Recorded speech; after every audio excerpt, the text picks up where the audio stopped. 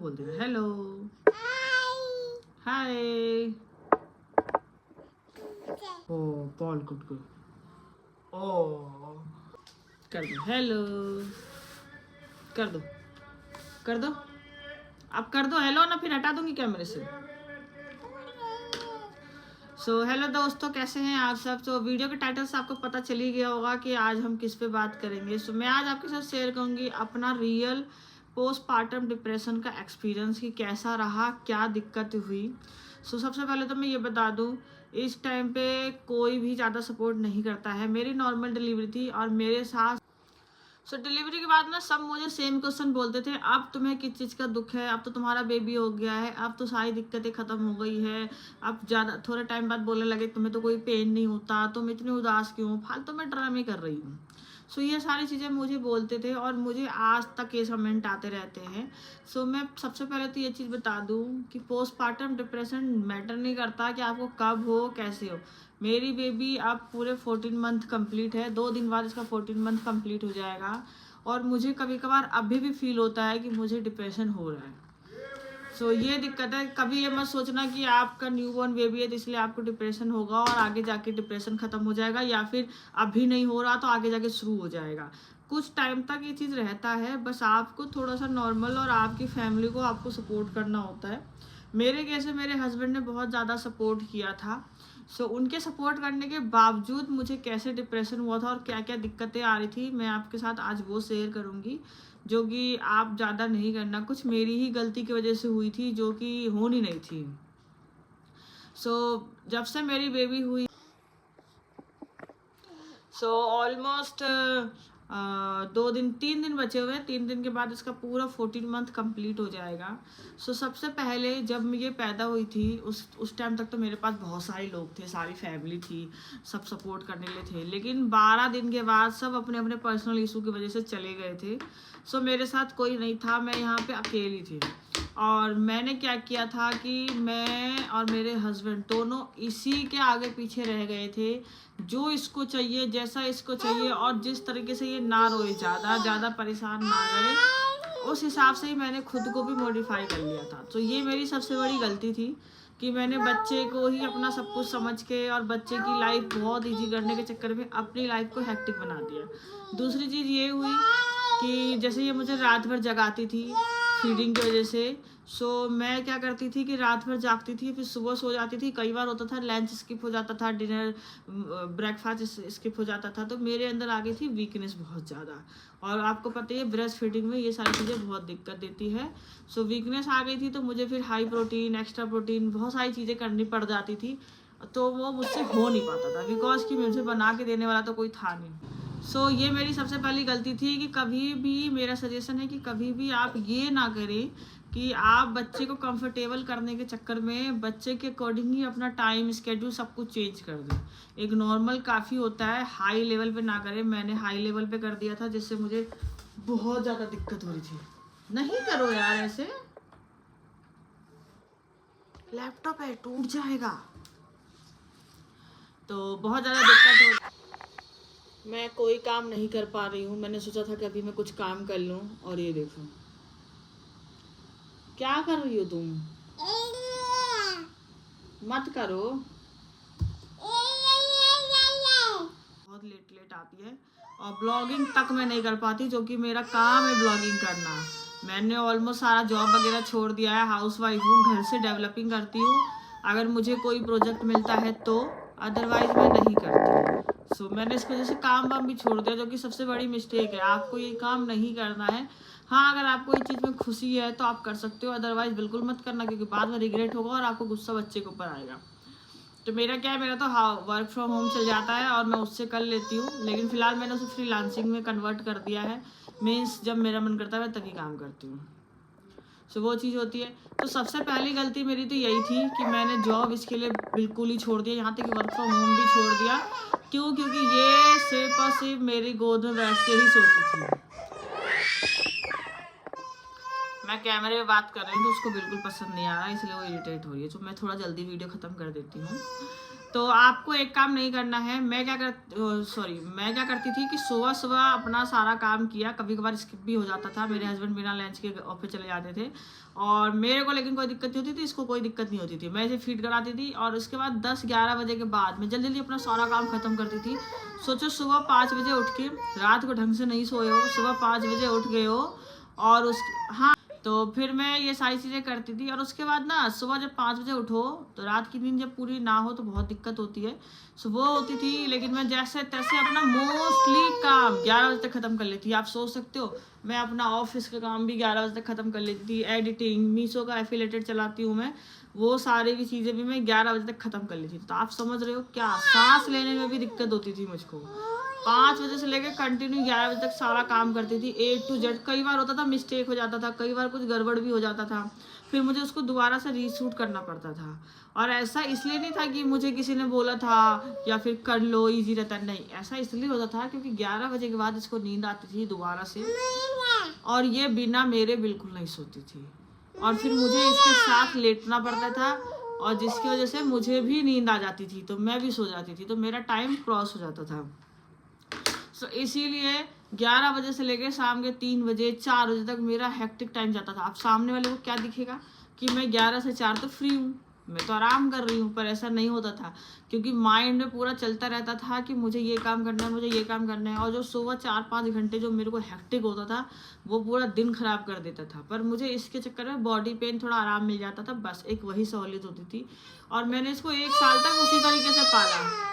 तो 1 साल जब कंप्लीट होने वाला था तो मेरा सेम रूटीन हो गए मतलब एक शरीर में हो गया था यार मैं क्या कर रही हूँ, मतलब कुछ नहीं है, मतलब ये रिपीटेड चले जा रहा। ओके, तो मैंने अपनी लाइफ ना खुद ही हेक्टिक कर ली थी। मेरे हस्बैंड बहुत सपोर्टिव हैं, उन्होंने मुझे बहुत अच्छे से रखा था, इनको भी बहुत संभालते थे। कल को अगर मैं कुछ भी बीमार वगैरह पड़ती थी तो इसको अच्छे से ख्याल रखते थे, तो मुझे मेरे पास इसे फीडिंग ले आती थी, बाकी इसको कोई दिक्कत नहीं होती थी।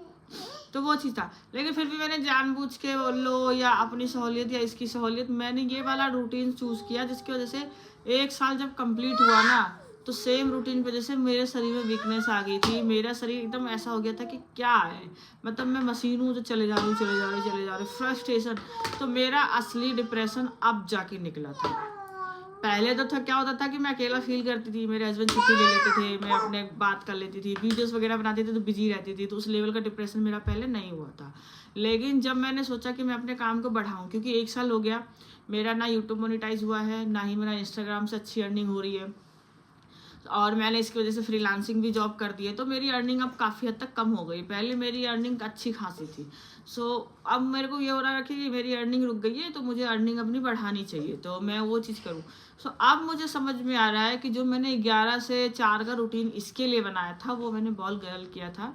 मुझे बीच बीच में इसको सुला के, बीच बीच में इसको बैठा के अपना काम करते रहना चाहिए था, जिससे मेरी आदत बनी रहती और इससे भी मुझे कोई दिक्कत नहीं होती। अब क्या ये समझदार हो गई है, अब ये समझती है सारी चीज़ें, तो अब ये खुद ही बोलती है कि 11 से 4 तक तो मेरे पास ही रहो वरना मैं नहीं सोऊंगी। अभी देखो ये शूटिंग कर रही हूँ मैं, अभी कितने बज गए हैं, 11:30 बज गए, और अब ये मुझे फ्रस्ट्रेट कर रही है ताकि मैं इसको सुला दूँ। और ये जो वीडियो मैं रिकॉर्ड कर रही हूँ ना, महीना हो गया मुझे इस वीडियो को स्केड्यूल करते करते कि मैं आज शूट करूँगी, आज शूट करूँगी, आज शूट करूँगी। सो ये सारी दिक्कतें हुई।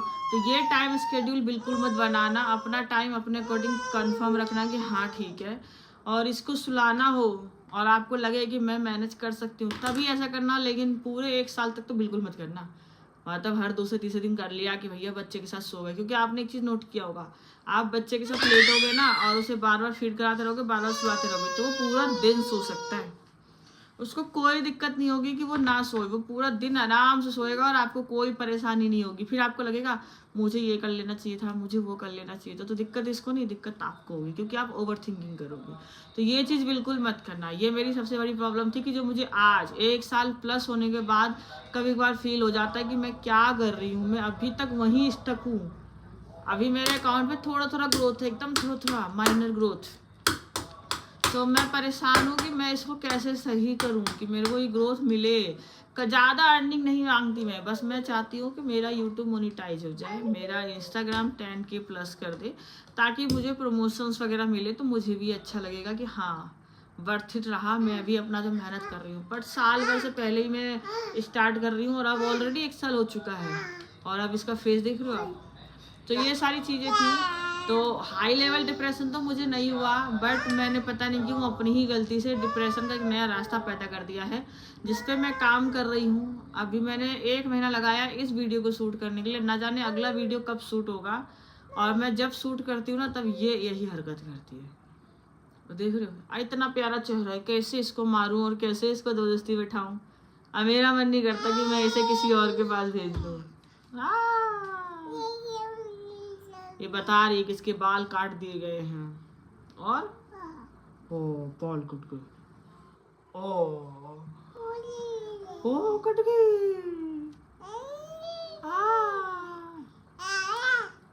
तो डिप्रेशन से डील करने के लिए आपके पास सबसे बेस्ट है कि आपके हस्बैंड आपके साथ हो, बाकी किसी से कोई लेना देना नहीं है भाई। मेरे केस में तो नहीं था, बाकी कोई आपको सपोर्ट नहीं करता। और हाँ, अगर आपको बच्चा करना है, बच्चा आप चाहते हो कि आपकी लाइफ में आए, तो डिपेंड खुद के ऊपर ही रहना। कभी भी ये मत सोचना कि मेरी सास संभाल लेगी, मेरी मम्मी संभाल लेगी। कोई नहीं संभालता है, और जो भी संभालेगा वो 1 से 2 साल संभालेगा और आप ही को ज्ञान देगा। जब वो आपके बच्चे को संभालेगा ना तो उल्टा आपको ही ज्ञान देगा कि तुमने ये क्यों नहीं खिलाया, तुमने वो क्यों नहीं खिलाया, तुम इसका खाना खुद खा जाती हो, ये इतनी कमज़ोर क्यों है, इतनी मोटी क्यों है, इतनी पतली क्यों है। वो और आपको डिप्रेस कर देगा। तो ध्यान रहे कि अगर बच्चा कर रहे हो तो खुद के ऊपर करो। मैं तो भैया खुद के ऊपर ही की हूँ, और जब मुझे ऐसा कुछ भी फील होता है ना तो मेरा एक प्लस पॉइंट आता है कि ये इसकी कोई गलती नहीं है, ये मेरी मर्जी से आई है। तो मैं किसी और के पास नहीं जाऊँगी कि हाँ आप इसको देख लो, ये कर लो। मैं इसी के साथ मैनेज करती हूँ, और अब मेरी काफ़ी हद तक आदत भी हो गई है।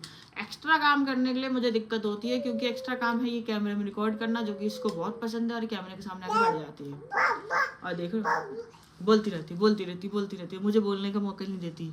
सो ये मेरा थोड़ा दिक्कत है। तो अगर आप नॉर्मल हाउसवाइफ हो तो आपके लिए बहुत सहूलियत रहेगा, आप अपने डिपेंड के ऊपर ही बच्चा पैदा करो, कभी भी किसी के ऊपर नहीं। यहाँ तक कि अगर आपको खाना ही बनाना है ना तो भी इसे मत छोड़ना। आप इसको, अगर आपका बच्चा खाने लग गया है तो कुछ सॉलिड दे दो, बच्चा आपके आगे पीछे घूमता रहेगा, उससे इरिटेट मत हो। अगर आपका पाँव पकड़ के खड़ा है तो कोई बात नहीं, खड़े रहने दो, तो आपको बिल्कुल डिप्रेशन नहीं होगा। मुझे खुद नहीं हुआ था। अगर मैं एक्स्ट्रा काम ना करूँ ना तो मुझे कोई डिप्रेशन नहीं है। और रही बात, एक नॉर्मल सी बात है कि मैं ऑफिस गर्ल थी, मैं जाती थी, बाहर घूमती थी, और शादी के बाद 1 साल के बाद जब मैंने बेबी प्लान किया तो बेबी का जब 3 से 4 महीना बचा था डिलीवरी का, तब से लेके अभी तक मैंने घर से निकलना बंद कर दिया। नॉर्मल ट्रिप वगैरह जाती हूँ, वरना मैं नहीं निकलती। तो मेरे जैसे केस में होता है कि थोड़ा बहुत हेक्टिक हो जाता है कि मैं क्या कर रही हूँ, यहीं बैठी हूँ। लेकिन अगर आपकी आदत है या फिर आपकी इच्छा नहीं है कहीं जाने की, वैसे तो जाना चाहिए, क्योंकि माइंड फ्रेश हो जाता है।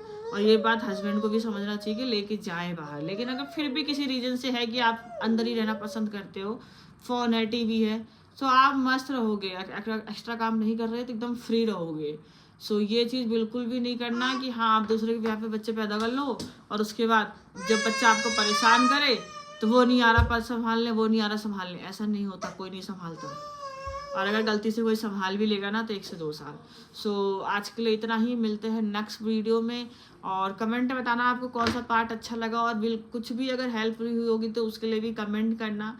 और वीडियो अच्छी लगे तो लाइक शेयर सब्सक्राइब ज़रूर करना, इसकी मुझे बहुत ज़्यादा नीड है, आपके लिए फ्री है बिल्कुल। सो मुझे इससे बहुत अच्छा सपोर्ट मिलेगा। सो मिलते हैं नेक्स्ट ब्लॉग में, तब तक के लिए बाय बाय।